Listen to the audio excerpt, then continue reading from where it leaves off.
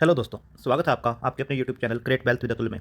मैं हूं आपका दोस्त अतुल गोयल। आज हम बात करते हैं नाइका की। नाइका जिसका आईपीओ नवंबर में आया था और एक अच्छा रिस्पांस उसे मिला था और उसके बाद भी अच्छा खासा वो ऊपर गया था। वेल्थ अच्छी क्रिएट करके दी थी, काफ़ी सुर्खियों में रहा था। उसके बाद ऊपर के लेवल से ऑलमोस्ट 50% के आसपास वो नीचे आ चुका है। तो क्या उसके अंदर अब कोई चांस बनता है पैसा लगाने का? सीईओ की जो स्टेटमेंट है, क्या उसका कुछ इंपैक्ट आने वाले टाइम में हो सकता है कंपनी के शेयर के ऊपर? क्या रिस्क रिवार्ड रेशो बनता है? क्या लॉन्ग टर्म के इन्वेस्टर्स को या शॉर्ट टर्म के ट्रेडर्स को उसके अंदर पैसा लगाना चाहिए? तो सब बातों पे हम बात करेंगे। टेक्निकल चार्ट के ऊपर बात करेंगे, कंपनी के फंडामेंटल पे, बिजनेस पे और आने वाले टाइम पे क्या ग्रोथ इसके बिजनेस की है, क्या स्कोप है इस सेक्टर का, उसके ऊपर भी बात करेंगे। तो बात करते हैं सबसे पहले तो निफ्टी की। निफ्टी जो आज भी प्रेशर के अंदर है, आप देख सकते हैं 0.77% के आसपास की गिरावट अभी लाइव मार्केट के अंदर है 1:36 पर और 15,741 के ऊपर काम कर रहा है, यानी 15,800 का लेवल भी इसने ब्रेक कर दिया है। और आज का जो लो था 15,671 के आसपास का इसका लो था। 15,900 के 15,896 तक ये ऊपर गया था, 15,900 को ब्रेक नहीं कर पाया। बट अभी जो है काफ़ी प्रेशर में है। नीचे के लेवल से थोड़ा सा रिकवर जरूर कह सकते हैं कि रिकवर हुआ है, बट स्टिल प्रेशर में ही अभी नजर आ रहा है। बात करते हैं नाइका की। नाइका आप देख सकते हैं जैसे कि इसका भी शेयर जो है लाइव मार्केट में अगर आप देखेंगे, इसे हम रिफ्रेश कर लेते हैं एक बार। तो जो रिफ्रेश करने के बाद आप देखेंगे कि 1:36 और 1361 के आसपास ये शेयर जो है अभी भी काम करता हुआ नजर आ रहा है। 1% के आसपास की तेजी इसके अंदर जरूर है आज, और 1361 के आसपास अभी ये काम कर रहा है। 1346 का इसने आज लो बनाया था और 1398 का आज इसने हाई बनाया था। अगर बात करें, जैसे मैंने आपको बताया कि 2573 के आसपास का 52 वीक हाई इसका बना था और अभी ऑलमोस्ट जो है लगा सकते हैं कि 48% के आसपास अपने 52 वीक हाई से काम करता हुआ नजर आ रहा है। तो क्या इसका आईपीओ प्राइस था, कब इसका आईपीओ आया था, उसके ऊपर एक छोटी सी हम बात कर लेते हैं। जो आईपीओ प्राइस था, जैसे मैंने आपको बताया, 1125 रुपये के आसपास का है और एनुअल ऑर्डर जो है 1.94 करोड़ के आसपास के हैं। नंबर ऑफ विजिट्स जो हो रही हैं 83 करोड़ के आसपास की हैं। ये काफ़ी अच्छा जो कह सकते हैं नंबर है।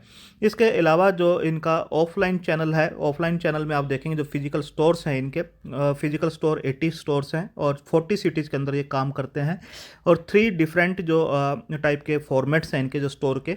तो आप देखेंगे तीनों जो स्टोर्स हैं, आप यहाँ देख सकते हैं। एक तो नाइका लक्सी के नाम से है, फिर नाइका ऑन ट्रेंड है, नाइका कियोस्क है।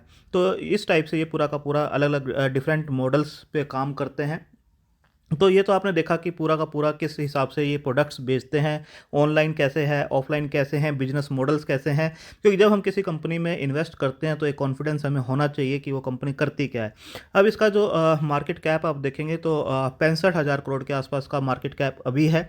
इतनी करेक्शन होने के बाद, जैसे मैंने बताया, 1370-78 के आस अभी काम कर रहा है, ऊपर के लेवल से काफ़ी करेक्ट हो चुका है। 2574 से बुक वैल्यू देखिए, सिर्फ 13 की बुक वैल्यू है। तो प्रीमियम देखिए कितने प्रीमियम पे ये अभी काम कर रहा है। तो प्राइस टू बुक वैल्यू देखेंगे तो 105 के आसपास है, जो कि काफ़ी प्रीमियम के ऊपर काम कर रहा है। इंडस्ट्री का पी सिर्फ 39.7 का है और जबकि इसका पी आप देखेंगे 1056 का है, यानी हर वैल्यूएशन के ऊपर आप देखेंगे ये काफ़ी हाई है। कोई भी शेयर इन्होंने प्लज नहीं कर रखा, ये काफ़ी अच्छी बात है कि शेयर प्लजिंग नहीं है। डेट देखेंगे तो अभी हाई नज़र आ रहा है, बट आने वाले टाइम में हो सकता है जो आईपीओ का पैसा यूटिलाइज किया जाएगा, वहाँ बताया गया था कि डेट को रिड्यूस किया जाएगा।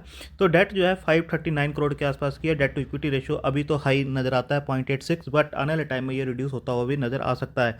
बात करें तो चार्ट के ऊपर जो इसका 200 डीएमए और 50 डीएमए दोनों से ही स्टॉक जो है नीचे काम करता हुआ नज़र आ रहा है। 200 डीएमए जो है 2014 के आसपास का है सॉरी, और 50 डीएमए जो है 1693 के आसपास का है। तो आप देख सकते हैं ऑलमोस्ट 50 डीएमए लगाएं 1700 के आसपास और 200 डीएमए 2000 के आसपास, और दोनों से ही नीचे काम करता हुआ भी स्टॉक जो है नज़र आ रहा है।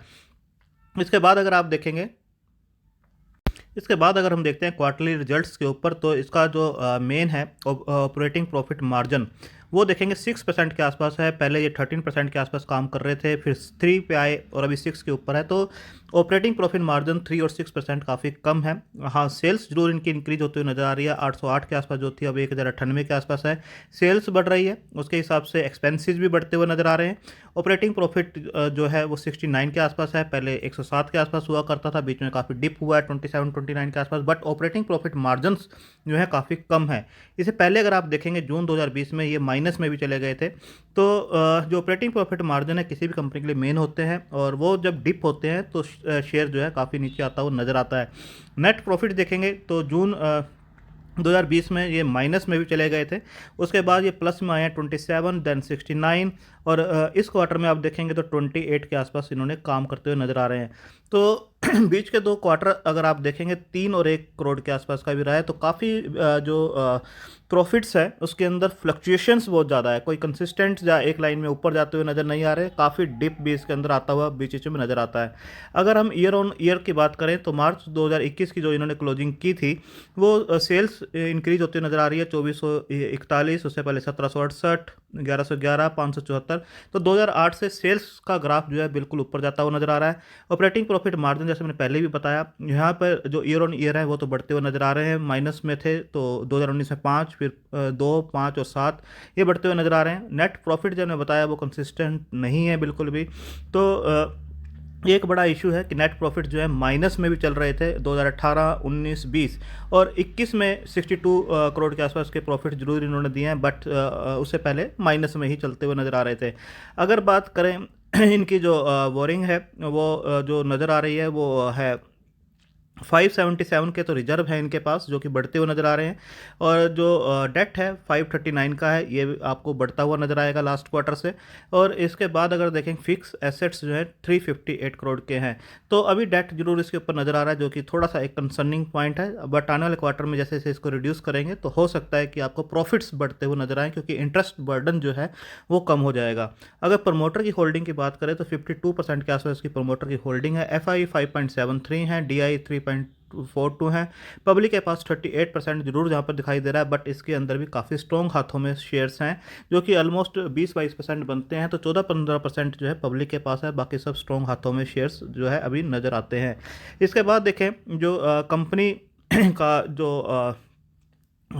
जो फाल्गुनी नायर हैं उन्होंने एक स्टेटमेंट अभी दिया था कि Nykaa will always balance long term growth and profitability, कि मार्केटिंग पे जो जो ऐड करते हैं, जो एक्सपेंसेस होते हैं उसको ये बैलेंस करके चलेंगे, ग्रोथ भी होना चाहिए, और जो मार्केटिंग पे इनका जो एक्सपेंसेस होते हैं एड्स के ऊपर तो वो प्रॉफिटेबिलिटी जो कम हो जाती है, तो दोनों को बैलेंस करते हुए चलना चाह रहे हैं। तो आने वाले टाइम में आप देख सकते हैं कि जो इनकी जो मेजर सिटी थी मुंबई, मुंबई, दिल्ली, बेंगलोर, उसके अलावा 20 सिटीज़ के अंदर ये और काम करते हुए नज़र आ रहे हैं। यहाँ पर नेक्स्ट डे ही पार्सल पहुँचता हुआ नज़र आएगा, तो यहाँ से भी रिवेन्यूज़ बढ़ सकते हैं और प्रॉफिटेबिलिटी बढ़ती हुई नज़र आ सकती है।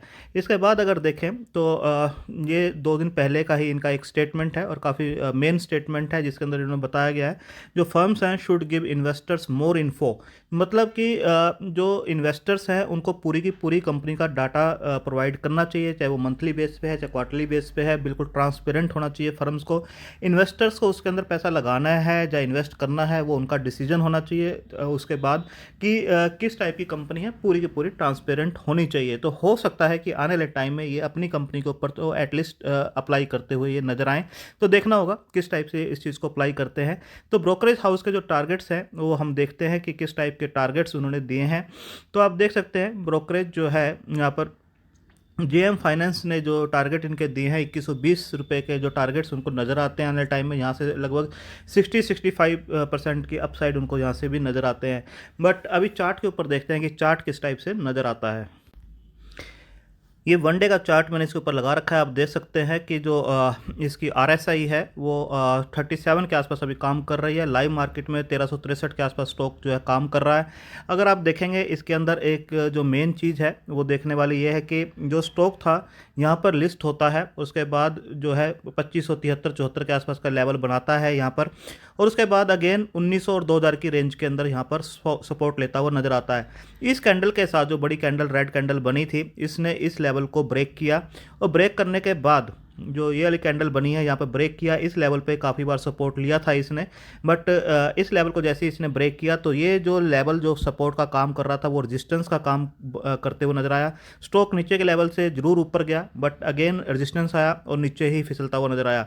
अब जो है इस लेवल को देखना होगा कि जो पहले ये सपोर्ट बना था अब अगेन यहाँ पर रेजिस्टेंस बनता हुआ नज़र आ रहा है। तो यहाँ पर जो है जब तक ये स्टॉक इस लेवल से ऊपर नहीं निकलता है जो कि बनता है 1575 के आसपास का लेवल, तब तक ये चार्ट जो है बीरिश मोड में ही नज़र आएगा। आप देख सकते हैं कहीं से भी आपको ये अप ट्रेंड में चार्ट नज़र नहीं आ रहा है, एक डाउन ट्रेंड में ही है।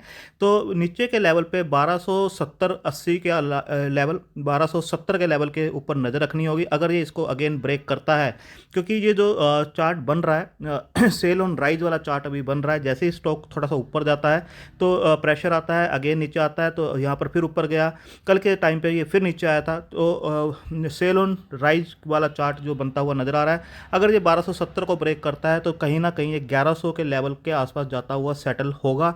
यहाँ पर थोड़ी बहुत क्वांटिटी में इसे लिया जा सकता है शॉर्ट टर्म ट्रेडर के हिसाब से, बट जब तक इसकी डेट पूरी तरह से रिड्यूस नहीं होती है, नंबर्स पॉजिटिव पूरी तरह से नहीं आने लगते हैं, और जो इसका बुलिश फेज जब तक स्टार्ट नहीं होता, लॉन्ग टर्म के इन्वेस्टर्स को अभी इसके अंदर पैसा नहीं लगाना चाहिए। प्लेटफॉर्म कंपनीज में काफ़ी अच्छे स्टॉक्स हैं, दूसरे स्टॉक्स में भी पैसा लगाया जा सकता है। तो आप अपने फाइनेंशियल एडवाइजर से डिस्कस करके अपनी होल्डिंग कैपेसिटी और रिस्क टेकिंग कैपेसिटी के हिसाब से इस स्टेक को चूज़ कर सकते हैं। थोड़ा सा रिस्क जो इन्वेस्टर्स हैं वही इसके अंदर पैसा लगाएं। तो पहला लेवल है 1270, जिसके ऊपर आपको नज़र रखनी है, और ऊपर का ट्रेंड जब ये बुलिश होगा, जब ये 1570 के लेवल को ब्रेक करके ऊपर निकलेगा, और नीचे का लेवल अगर ब्रेक करता है 1270 को, तो 1110 के आसपास कहीं जाकर सेटल होता हुआ नजर आएगा। थैंक यू, धन्यवाद।